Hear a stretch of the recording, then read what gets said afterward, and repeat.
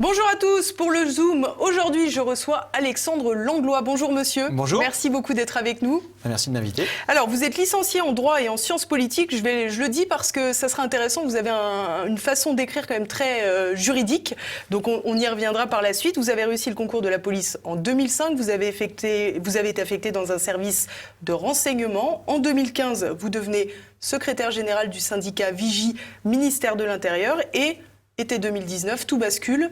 Vous êtes exclu de la police nationale. Alors on va comprendre que finalement, c'est parce que vous l'ouvrez un peu trop, comme on va le comprendre avec ce livre. Où en êtes-vous aujourd'hui pour commencer ?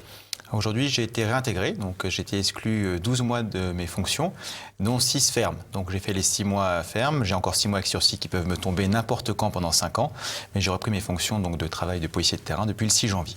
Et évidemment, vous n'aviez plus de salaire pendant les 6 mois de suspension. Effectivement, je n'avais plus de salaire et c'était bien le but du jeu de me punir pour que je me taise. Alors, on va commencer avec une information grave qui est arrivée avec le début de cette année 2020. Une conclusion de l'année 2019 qui a été particulièrement meurtrière pour la police puisque 59 policiers se sont suicidés en 2019. C'est 70% de plus qu'en 2018, puisqu'ils étaient déjà 35. Et finalement, votre livre vient un peu éclairer les raisons de cet instinct mortifère, j'allais dire, qui règne dans les rangs de la police, avec ces suicides qui explosent. On comprend en lisant qu'il y a une véritable crise du sens, finalement, dans la fonction des policiers. Et vous évoquez, bien sûr, les conditions particulièrement précaires de la manière d'exercer votre métier. D'ailleurs, c'est comme ça que vous arrivez aussi au syndicalisme en entrant dans la police. Oui, tout à fait, parce que ce qui est assez choquant dans la police nationale française, c'est qu'un policier a plus de chances de mourir en se suicidant que de la main d'un criminel ou d'un délinquant, ou même d'un terroriste dans le contexte actuel. Donc ça pose un sérieux problème. C'est-à-dire que l'État a su nous protéger d'une partie des criminels qui peuvent nous attaquer, mais pas de nous-mêmes et de sa propre institution. Cette année, en fait, nous avons eu 59 de nos collègues qui sont suicidés. C'est une année très noire. Et quand on dit 59 de nos collègues, en plus, les statistiques du ministère de l'Intérieur ne prennent pas en compte tous les personnels administratifs, techniques, ouvriers d'État, policiers scientifiques, qui sont les missions de support nécessaires et qui ne comptent pas dans ce chiffre. Et également, ils ne comptent pas les tentatives de suicide, pas plus que les burn-out, etc. Donc le malaise est beaucoup plus profond que ce chiffre le laisse entendre. Ensuite, cette année a été noire parce que ce qui s'est passé pendant un an a amplifié tous les problèmes et les malaises qu'il y a au sein de la police nationale. Donc une quête de sens. On demande de remplir des statistiques dans tous les sens plutôt que de protéger les gens. La même chose également, on nous fait travailler avec des heures supplémentaires à accumuler hallucinantes, plus de 25 millions d'heures supplémentaires, avec des jours, des semaines de travail sans repos. Donc le mouvement des Gilets jaunes, on doit gérer effectivement une contestation sociale particulière en 2019. Maintenant, il faut qu'on soit dirigé par des gens qui savent les moyens humains qu'ils ont derrière et pas nous faire travailler n'importe comment, comme si nous étions juste des matricules et des robots. Donc il y a des collègues qui ne voyaient plus leur famille, qui n'arrivaient plus à voir leurs enfants, et du coup ça crée des divorces. Ça fait après des pathologies. Et en fait, à chaque fois, le ministère se défendait en disant problème personnel. Mais personne ne remontait la cause. Et tant qu'on n'aura pas remonté la cause, on arrive à un taux de suicide constant quasiment depuis les années 80. Donc effectivement, c'est une catastrophe. Et à l'heure actuelle, l'année dernière, notre ministère a pris 2 mesures incroyables. Et c'est ironique. Notre directeur général, qui part à la retraite en avance, là, du coup, a dit qu'il fallait avant la réforme. Voilà, 2 ans, il part en avance, 3 ans avant la réforme, mais il prend une retraite anticipée. Et cette réforme pourtant vendue, moi j'aurais attendu à sa place. Et il a proposé de faire des barbecues conviviaux.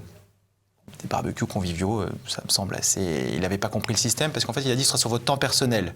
On dit, on ne voit pas notre famille, du coup, en fait, ton barbecue convivial, c'est mieux que que tu le gardes, quoi. Et la deuxième chose qui a été mise en place, c'était une ligne SOS Suicide 24 heures sur 24 que M. Castaner a annoncé à grand renfort de communication. À croire que ce gouvernement, dès qu'il y a un problème, il édite un annuaire et un bottin. Chaque fois qu'il y a un problème, violence faite aux femmes, numéro de téléphone, violence drogue, numéro de téléphone, suicide, numéro de téléphone, page jaune. Et du coup, ils ont tellement pas mis d'argent pour nous soutenir, c'est que le premier appel d'offres qui a été lancé au mois d'avril ou mai, il y avait jusqu'à mi-juillet pour trouver preneur, il n'a pas trouvé preneur. Ils ont dû en refaire un second qui a enfin trouvé preneur au mois de septembre, ce qui montre le niveau. Et en plus, de toute façon, c'est pas quand on va mal qu'on appelle un numéro SOS Suicide anonyme, on a besoin de contact humain. Donc toujours déconnecté, malheureusement, cette année a commencé par un collègue qui s'est suicidé en se défenestrant du 6e étage. Ça montre bien un certain malaise. Alors vous évoquez également un véritable hiatus en fait entre la fonction de protection de la population et la fonction de protection des institutions et comprendre donc les élites dirigeantes finalement. C'est bien ça, le hiatus a commencé avec une évolution des textes qui régissent la police nationale, donc le code de déontologie avec un virage très marquant en 2014 avec M. Valls. En 1986, nous avions un code de déontologie qui avait été pris, qui disait que nous étions au service et à la défense des institutions de la République. qu'on comprend ce qu'on veut par République, mais ça donne une notion générale. En 2014, nous sommes passés défenseurs des institutions et des intérêts nationaux. Le mot République a été rayé. Et nous ne sommes plus défenseurs des libertés individuelles, pareil, ça on comprend bien ce que c'est, nous sommes passés défenseurs des lois. Une loi, on met ce qu'on veut à l'intérieur. Elles peuvent être liberticides, on peut en revenir dessus. Voilà, donc ça change complètement le sens de nos missions. Et ce qui veut dire qu'à l'heure actuelle, en fait, nous ne sommes plus au service de la population parce que les intérêts nationaux, qui sait qui les définit? À l'heure actuelle, c'est nos dirigeants.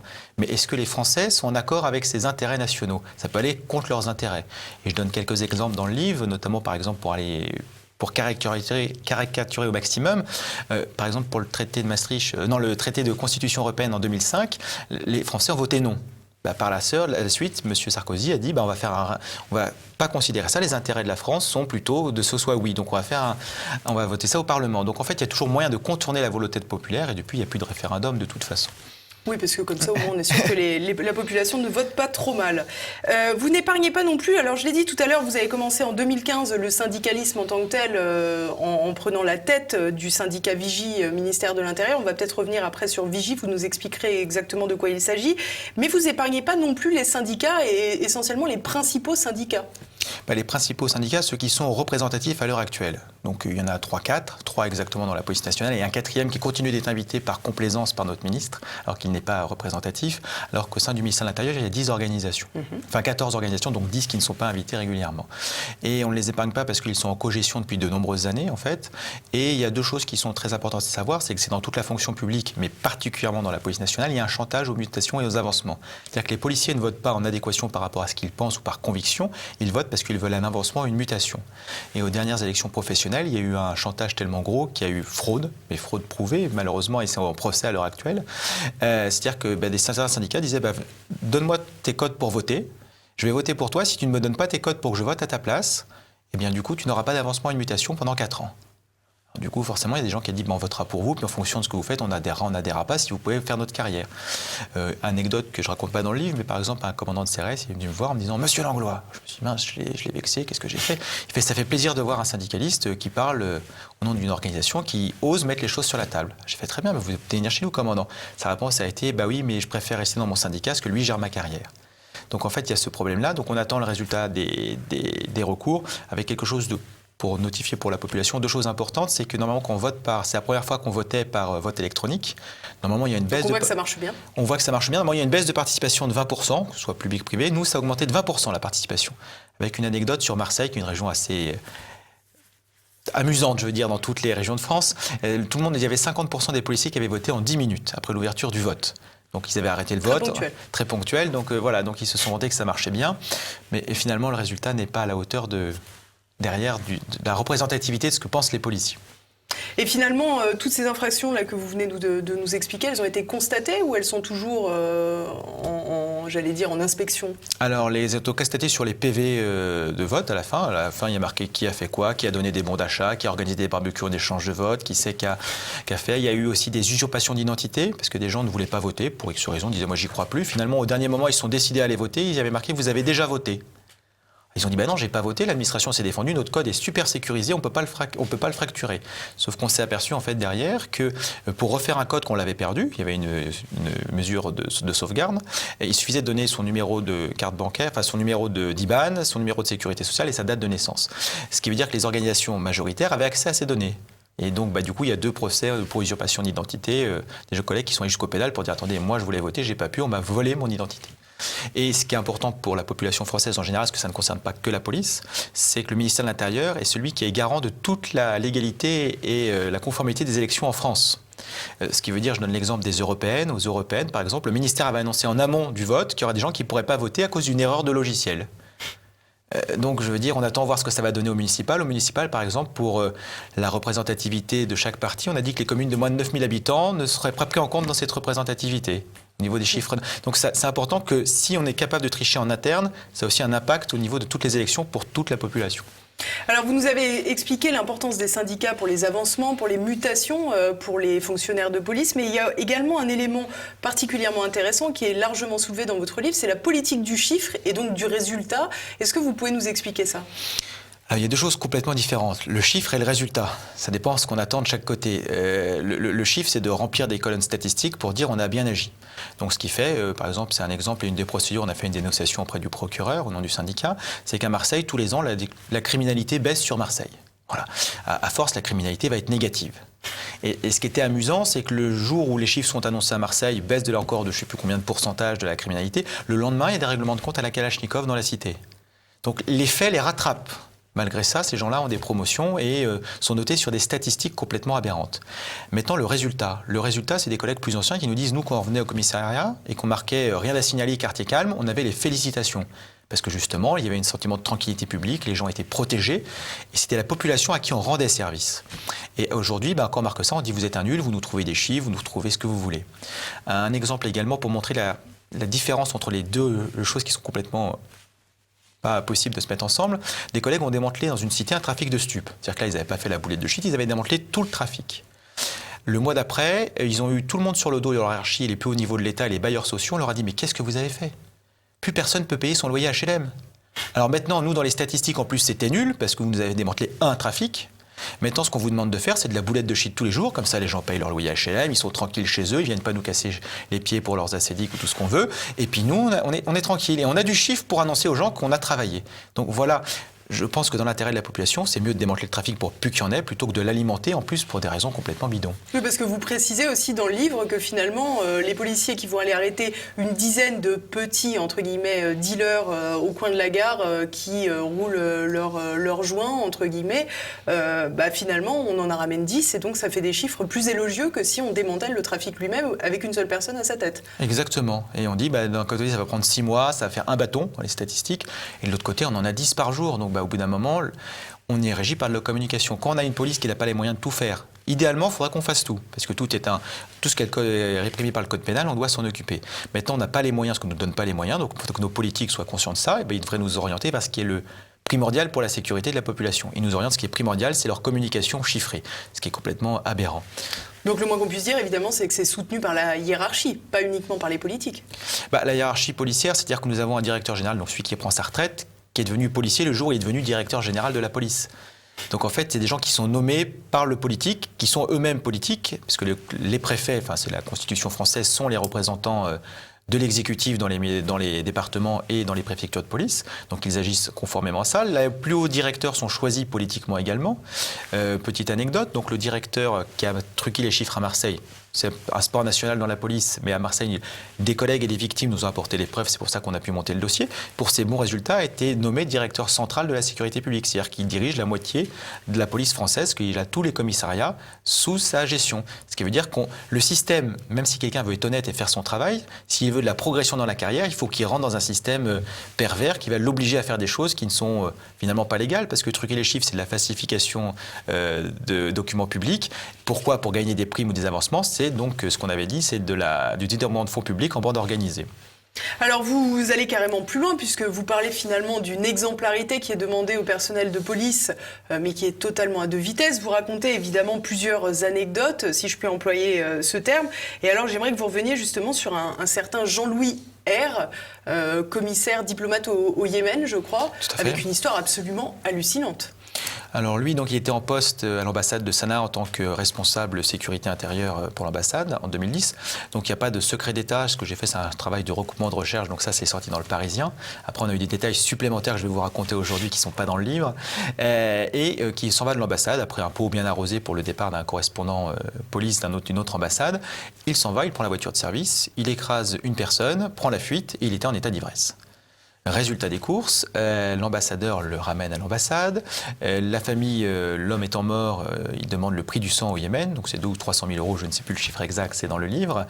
Et résultat des courses, qu'est-ce qui se passe ? Cette personne donc n'est pas sanctionnée.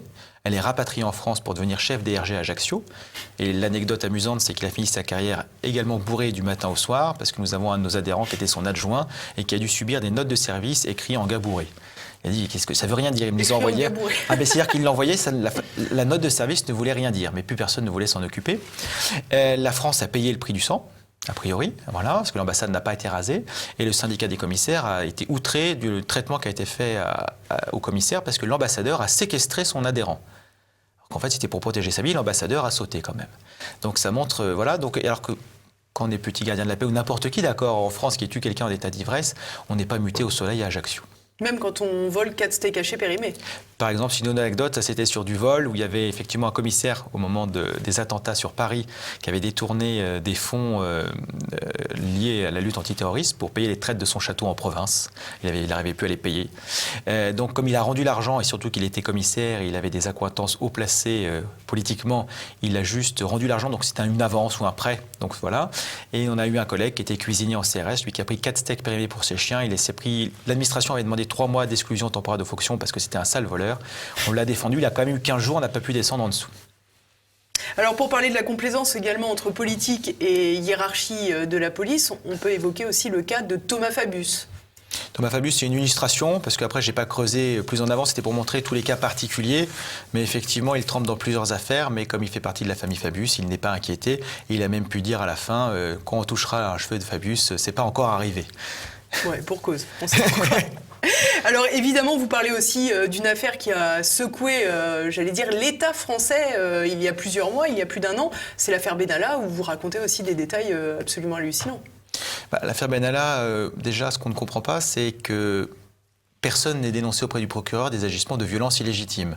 Il faut savoir qu'on est fonctionnaire. Lors de ce fameux 1er mai où il y a eu des violences, quand des policiers font usage de violence, des vrais policiers, il y a la présomption d'innocence, parce que dans le cadre de nos missions, nous pouvons faire usage de violence légitime pour établir l'ordre, pour protéger des biens et des personnes. Dans le cas de M. Benalla, même avec un mandat élyséen, il n'a aucune légitimité à faire usage de violence. Donc il n'y avait pas de débat à avoir ou d'enquête à avoir, il avait commis un délit. Le vrai problème, c'est que personne dans la hiérarchie policière n'a dénoncé ces faits. C'est-à-dire qu'on est passé pour des violences policières, alors que finalement c'était des violences élyséennes si on les qualifie correctement. À titre de comparaison, quelqu'un dans l'Est de la France avait usurpé une qualité de policier. Au bout de 3 mois, il a été jugé. Il avait, lui, contrôlé des bars et des prostituées. Bon, très bien. Il a tapé personne. Il a pris une sanction, 1 an de prison, interdiction d'exercer dans la fonction publique pendant 10 ans et interdit de port d'armes. Voilà. L'interdiction de port d'armes est importante parce que M. Benalla, lui, a des ports d'armes, on ne sait pas comment il les a eus. Donc en fait, c'est tout un empilement de problématiques. Le port d'armes, il l'a eu, mais on ne sait pas comment, parce qu'en fait, normalement, il y a une demande à remplir avec les motivations. Les motivations de la préfecture ne sont pas les mêmes que celles qu'il donne pendant ses auditions parlementaires. Et au résultat des courses, pour moi, on n'est nulle part. Un gilet jaune également avait mis un brassard police sur une des manifestations. Pareil, il a été interpellé, jugé très rapidement. Donc effectivement, usurper une qualité de policier, c'est grave. Maintenant, on voudrait savoir pourquoi tout le monde n'est pas jugé à la même enseigne avec la même rapidité. On nous dit que l'affaire est complexe et compliquée. Nous avions demandé à l'époque on avait demandé une procédure supplémentaire sur la disparition du coffre de M. Benalla. Parce que M. Benalla, en fait, c'est quelque chose d'assez rocambolesque. Pour reciter l'histoire rapidement, c'est que les policiers arrivent chez lui le soir. Il n'a particulièrement tard. Particulièrement tard, en fin de journée, c'est pour ça, voilà. Il n'a pas les clés de chez lui, donc mes collègues demandent s'il vous plaît, appelez votre femme. Non, je n'appellerai pas ma femme. Finalement, aucun serrurier n'est capable d'ouvrir la porte et on revient le lendemain. Et le lendemain, le coffre qui devait contenir les armes, plus sans doute d'autres documents pouvant intéresser l'enquête, a disparu. Et là, il n'y a pas eu de problème. D'ailleurs, il n'y a pas eu de fouille de M. Benalla, donc on ne savait même pas s'il avait des clés sur lui. Quand il est reparti, il est arrivé avec sa voiture de fonction, sa fameuse talisman que beaucoup de policiers aimeraient bien avoir en étant en service pour travailler tous les jours. Il a pu repartir dedans, prendre des affaires avec couverture de l'Élysée. Et il avait un coffre dans ses bureaux à l'Élysée, ou à proximité de l'Élysée, enfin de travail en tous les cas. Et quand la police est arrivée sur place, le coffre était là, mais il était vide. Et prière de faire confiance, qu'il a toujours été vide. Bien sûr. Et M. Castaner, à l'époque, qui n'était pas ministre de l'Intérieur, avait dit que c'était croquignolesque quand même la disparition de ce coffre. Depuis qu'il est ministre de l'Intérieur, curieusement, là, il n'y a plus beaucoup d'écho sur cette histoire. Mais heureusement, la justice finit par faire son travail, même pas rapidement, mais ça arrive. Et finalement, il y a une enquête qui a été ouverte pour disparition de preuves suite à ce coffre. Donc on espère... Donc on attend. On attend. Sceptique, mais on attend. On cherche le juge d'instruction pour lui demander de raccrocher cette affaire à l'affaire principale. Pour le moment, le juge d'instruction qui a été nommé est très discret. On n'arrive pas à connaître son nom. Alors vous expliquez finalement qu'à travers les avancements, les primes, les formes de chantage, finalement il y a une forme de pas de vague, comme un peu dans l'éducation nationale, et les policiers sont amenés à se taire, à encaisser sans rien dire, ce qui peut les amener justement, comme on l'a dit tout à l'heure au début de cet entretien, au suicide. Comment vous expliquez finalement qu'on puisse le dire presque ouvertement, parce que vous expliquez dans cet ouvrage, à la fin d'une formation, il y a carrément un fonctionnaire qui dit... que finalement, il faut choisir entre manger à la fin du mois ou défendre les lois républicaines et les valeurs républicaines. C'est incroyable quand même qu'on puisse dire ça dans la police. Je suis bien d'accord avec vous. C'est bien le but de mon engagement syndical est de faire comprendre à la population française qu'on a besoin de son aide pour réformer cette institution, parce qu'en interne, tout est verrouillé. Parce que pour qu'on arrive à nous le dire très clairement, taisez-vous, vous allez faire comme on vous a dit, sinon vous allez en prendre plein les dents. Je veux dire, c'est pas digne d'une police républicaine et démocratique. Ça, c'est digne d'un État autoritaire à minima. Et donc, pour en avoir été témoin, c'est quand même choquant. Et ce qui montre aussi une différence entre l'engagement des policiers qui veulent défendre leurs compatriotes, assurer la sécurité de tous, et on leur dit finalement, ça c'est du pipeau, vous allez défendre nos intérêts à nous, caste dirigeante et caste de la haute hiérarchie policière. Donc effectivement, on va droit dans le mur. Alors, grosse illustration de tout cela, peut-être la crise des Gilets jaunes, évidemment, pour terminer cet entretien. On a parlé beaucoup de ce qui pourrait être des violences policières. Il y a de nombreuses enquêtes qui sont en cours, notamment du côté de l'IGPN. Je crois que c'est aussi une institution que vous critiquez pas mal, la police des polices. L'IGPN, c'est-à-dire que la France a signé un traité, un code éthique de police européen en 2001, dont il y a un article qui spécifie la police n'a pas le droit d'enquêter sur elle-même pour des raisons de transparence évidentes. Même si les fonctionnaires sont consensués et font leur travail de façon objective, il y aura toujours une suspicion. À titre de comparaison, à France Télécom, par exemple, Orange, il y a eu un procès pour 19 suicides réussis, 35 au total avec les tentatives. Toute la direction s'est retrouvée au tribunal et a été condamnée par la justice. Dans la police nationale, comme c'est la police qui enquête sur elle-même, sur la même durée, nous avons eu 110 suicides en 2 ans. Notre directeur part tranquillement à la retraite de façon anticipée. La procédure est en cours, mais on ne sait pas combien de temps ça va prendre. Mais c'est parce que c'est la police qui enquête sur elle-même. Donc il y a toujours cette suspicion. Donc on aimerait bien que quand il y a des choses européennes qui sont bien, qu'on les mette, on a l'impression qu'au niveau européen, tout ce qui va contre l'intérêt du peuple s'est mis en place et tout ce qui est dans son intérêt, par contre, ça on oublie de l'appliquer dans d'autres pays. Donc il y a ce point-là. Donc en fait, sur les enquêtes qui sont mises en place, ça ne va pas aboutir. Parce que nous, ce qu'on aimerait bien, c'est il y a déjà un rôle pédagogique de l'IGPN, qui n'est pas le cas. C'est qu'il y a des violences où il faudrait expliquer aux gens d'utiliser la violence de façon légitime, de façon proportionnée, parce que c'était nécessaire. Par exemple, l'IGPN, sur le nombre de tués par la police, maintenant c'est chiffré, il y a dans le même panier les gens qu'on a abattus pour terrorisme et la personne qui a pu sortir bourrée, qui est tombée quelque part. Voilà. Donc en fait, ça n'a rien à voir. Et d'un côté, effectivement, on aurait dû faire plus attention, il y a quelqu'un qui est mort. De l'autre côté, en fait, c'est dans notre travail, dans nos missions d'abattre un terroriste pour protéger les gens. Bien sûr. Et en fait, il n'y a pas de rôle pédagogique là-dessus. La deuxième chose, c'est que les enquêtes n'aboutissent jamais. On ne sait jamais, on ne retrouve pas les gens, il y a des sanctions qui n'aboutissent pas. Donc en fait, ça paralyse le travail de la police, parce qu'il y a des fonctionnaires qui auraient besoin d'être sanctionnés parce qu'ils n'ont pas fait leur travail correctement, ils jettent l'opprobre sur toute notre profession. Et à côté de ça, si jamais c'était fait, on pourrait dire dans les autres cas, voilà, ça passé ça, il s'est passé ça, donc il y a un usage légal de la force et de façon proportionnée. Donc le travail du l'IGPN ne le fait pas. Après, on a l'impression qu'en fonction du grade qu'on a, on n'a pas les mêmes sanctions. Si on est en bas de l'échelle hiérarchique, on cherche toujours le dernier maillon pour qu'il soit sanctionné. Dans tous les procès, par exemple au niveau des affaires Gilets jaunes, il n'y a aucun haut fonctionnaire qui est mis en cause. Je veux dire, ça s'arrête au dernier maillon de la chaîne hiérarchique. Pourtant, c'est qui valide les armes? C'est l'État français et notre ministre. Qui c'est qui fait les formations? C'est la haute hiérarchie policière. Qui c'est qui décide de déployer de telle façon ou telle façon les unités? C'est pareil, c'est le préfet de police ou le préfet responsable territorialement.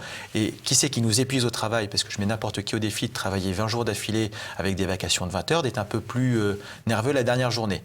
Alors, effectivement, nous avons en charge la sécurité des gens, ce qui fait que ça peut amener des fois à ce qu'on appelle communément des bavures. C'est pas comme si on ratait le pain du boulanger. Par contre, maintenant, nous avons des gens qui font sciemment nous envoyer dans ces situations compliquées parce qu'ils ne seront pas inquiétés. Et j'en veux pour preuve, c'est que là, M. Castaner nous a payé une partie de nos heures supplémentaires, mais moins cher que l'heure habituelle, alors que normalement, quand on est en heures supplémentaires, on est payé plus cher, chez nous, ils sont payés moins cher. Et du coup, l'année prochaine, nous avons 2474, donc en 2020, donc cette année, qui sont supprimés de la police nationale. Effectivement, ça coûte moins cher de nous faire travailler plus que d'embaucher des nouvelles personnes. Et c'est un risque à la fois pour le policier qui pourra être viré, qui risque sa carrière, et c'est un risque pour les gens qui viennent manifester, et même des riverains qui ne font que passer, qu'est-ce qu'on a largement des gens qui ont eu, comme ils appellent, des dommages collatéraux. Après, malheureusement, sur l'usage, par exemple, du LBD, qui est très critiqué, nous, il nous faut une arme intermédiaire, quelle qu'elle soit. Par contre, il nous faut une formation adéquate. Et c'est pas avec un ministre qui va dans une émission de C8 au tableau, qui explique à une classe d'enfants primaires, je crois que c'est ça, vaguement ça, je sais pas trop. Donc quand on sera dirigé par des gens qui ne sont pas à la bonne place, ça ne marchera pas non plus. Alors le problème, et vous le dites d'ailleurs dans le livre, c'est que toute cette décision est politique et des dirigeants de la police, finalement, ça a une conséquence directe, c'est l'augmentation de la haine du flic. Parce que évidemment, quand on parle aujourd'hui d'un nombre de blessés quand même très important parmi les manifestants chez les Gilets jaunes, évidemment, on a vite fait de remettre la faute sur les policiers en tant qu'individus. Malheureusement, c'est la réaction de simplicité. Après, je donne un parallèle, alors on me dit qu'il n'y a pas les mêmes conséquences. C'est vrai, il n'y a pas de mutilé dans ce que je vais donner comme exemple. Mais par exemple, vous venez vous prendre votre train ou votre bus un jour de grève, ça ne sert à rien de crier sur la personne qui est venue. Parce qu'elle est là. Si un train ne part pas à l'heure parce qu'il y a une désorganisation au niveau du service de la SNCF, c'est pas de la faute de la personne qui essaiera de vous emmener à destination. Donc c'est un petit peu la même chose pour la police nationale. Nous, on est un petit peu entre le marteau et l'enclume. On essaye de faire au mieux nos missions pour protéger les gens, que ça se passe bien. Encore faut-il derrière qu'on ait les ordres cohérents. Parce que par exemple, je donne un exemple très concret. Quand il y a des délinquants et des criminels qui s'infilent dans les cortèges, des manifestations, quelles qu'elles soient d'ailleurs, ça fait depuis des années qu'on laisse faire, et ben on aimerait bien pouvoir les interpeller. Ces gens-là ne sont jamais interpellés. Et après, on nous donne les ordres d'intervenir pour tirer dans le tas. Donc il y a forcément des dommages collatéraux. Et ça ne satisfait pas les policiers. Ça ne satisfait pas. Nous, on voudrait arrêter les gens qui viennent perturber la manifestation, déjà parce que c'est notre travail, pour que les gens manifestent, qu'ils donnent leur point de vue. Nous ne sommes pas là pour juger le point de vue, on est pour, on est contre, on est là pour qu'ils puissent l'exprimer. Voilà. Par contre, on est là pour arrêter les gens qui viennent commettre des violences. Et ça, on n'a pas les ordres, et ça, c'est politique. Donc maintenant, pour ceux qui veulent s'en prendre aux bonnes personnes, je vous invite à aller vous en prendre au ministre, vous en prendre à notre directeur général, à notre hiérarchie, et à nous aider à réformer cette police nationale. Comment vous expliquez que les gens aient également un sentiment de deux poids, deux mesures dans la répression quand ils voient, par exemple, on a vu beaucoup il y a quelque temps des émeutes de banlieue, on les a connues depuis 2005, à Villiers-le-Bel notamment. Comment vous expliquez que la population ressente cette injustice finalement en voyant des policiers dépassés, pris à partie avec parfois des armes lourdes, létales, et la riposte si violente à l'égard des Gilets jaunes qui, au départ, étaient des manifestants en colère certes, mais peu violents? Bon, on se pose la question, nous aussi, en fait. C'est qu'une fois de plus, c'est qui déploie les policiers sur le terrain national et quelle utilisation on en fait. Une fois de plus, c'est des ordres politiques.